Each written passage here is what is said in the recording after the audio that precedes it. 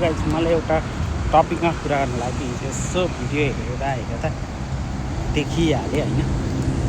सधैँ जसो म कुरा गर्छु बालेनको विरोध गरिरहने होइन, विरोध अति गर्छु कि गर्दा गर्दा आफूले उल्लङ्घन गरेको नियमलाई पनि नमानेर सही भन्ठान्ने व्यक्ति छ त्यो मान्छे। त्यस्तो लाइसेन्स उठेर त्यो एक हातले चलाउनु स्टन्ट हो अरे, नियम उल्लङ्घन होइन अरे होइन।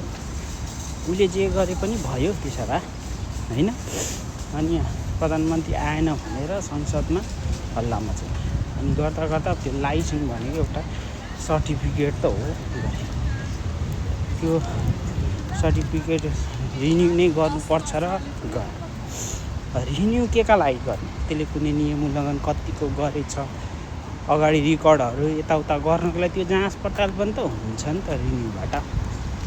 त्यो चाहिँ नसोच्ने हो, बस आफ्नो जित चाहिँ छोड्दै नछोड्ने के। बस मैले उल्लङ्घन गरेको होइन, आफ्नो कुरा त चाहिँ सत्य भन्ने, अरूले गरेको चाहिँ रङ गरे यस्तो नि हुन्छ होइन।